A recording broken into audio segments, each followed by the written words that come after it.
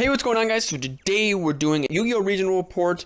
This one is going to be from Danbury, Connecticut. And the deck on your screen was piloted by Matt Suvish. At the regional, there were a pretty decent amount of variety. Fourth place at the regional was a Monarch's deck, Domain Monarch deck.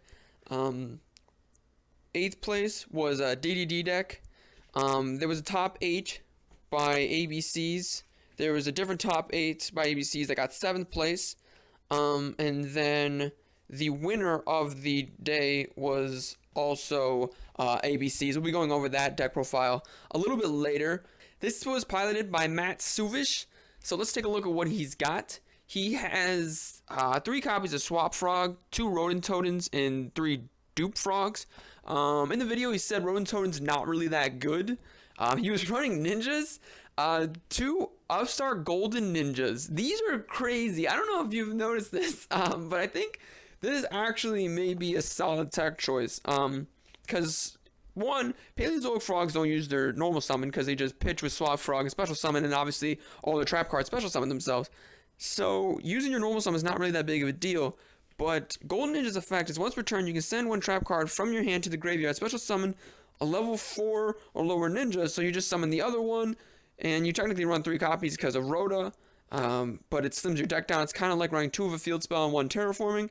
But then you make Tsukiyomi, activate Tsukiyomi's effect, get rid of all your trap cards that are in your hand or whatever's ever left, all your Paleozoic trap cards, and then your graveyard's full, and your spell and trap zone's full, and you have 2 extra cards in your hand as well. That's it for the monsters and the spell. As far as the traps, 3 Wabaku. This helped against OTKs.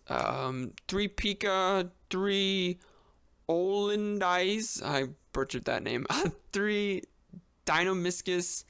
2 Marilla for the Paleozoic, and then 3 Canadia for the Paleozoic engine. 3 Quaking Mirror Force.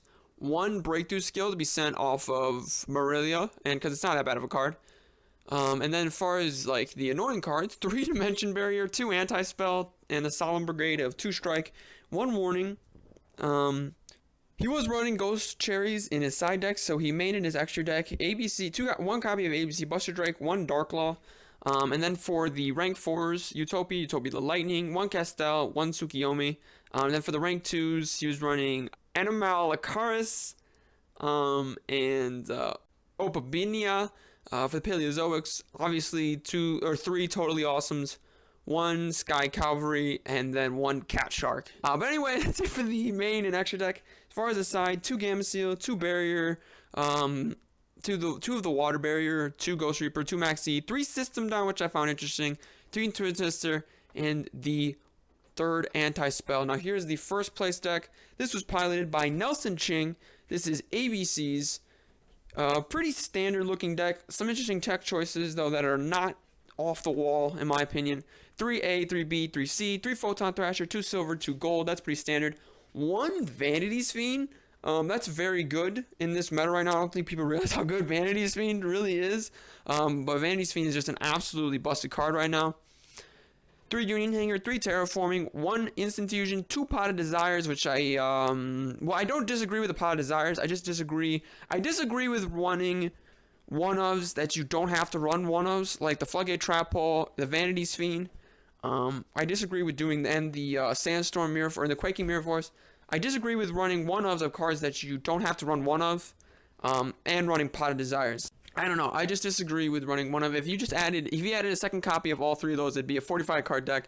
Wouldn't really be that more inconsistent, and you would have a stronger chance of Vanity's Fiending people. I don't know. I could be wrong about that. But 2 Book of Eclipse instead of Swords of Concealing, 2 Twin Twisters, 1 Reinforcement of the Army, 2 Dimension Barrier again. We've seen that card again. 3 Anti-Spell, 1 Warning, 2 Solemn Strike, 1 Vanity's Emptiness. As far as the extra deck, pretty standard looking extra deck actually.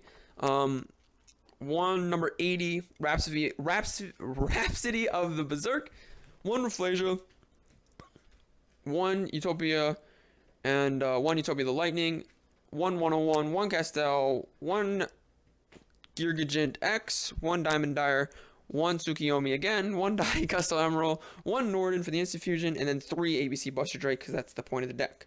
And then his side deck was 2 Ghost Ogre, 2 Maxi, 2 Cycle Readers, 1 System Down, 2 Gamma Seals, 1 Chalice, 1 Magnet Reverse, 1 Raigeki, 3 Chalice, I don't know if I just said 1, but 3 Chalice, and then 1 Pot of Equivalence. So, taking a look at these decks, you may think that these two decks are very different, but they're actually really similar. Because if you look at Matsuvish's deck, you see Paleozoics, but then you also see 3 Dimension Barrier, 2 Anti-Spell, 2 Strike, and 1 Warning. And then you look at Nelson Ching's deck, you see ABCs, but then you see 2 Barrier, 3 Anti-Spell, 2 Strike, and 1 Warning. And can I just say, first off, I find it funny that Konami is going to release a statement talking about how they banned Kaiser Coliseum to have an active or a proactive stance on floodgates, and then they release one of the best floodgates they've ever released in the history of the game in Dimension Barrier. Continuing on the floodgate, we have Anti-Spell Fragrance, and I posted an article on Animio for Yu-Gi-Oh! Talking about how I think Anti-Spell Fragrance needs to get banned and how I don't think it's a balanced card at all.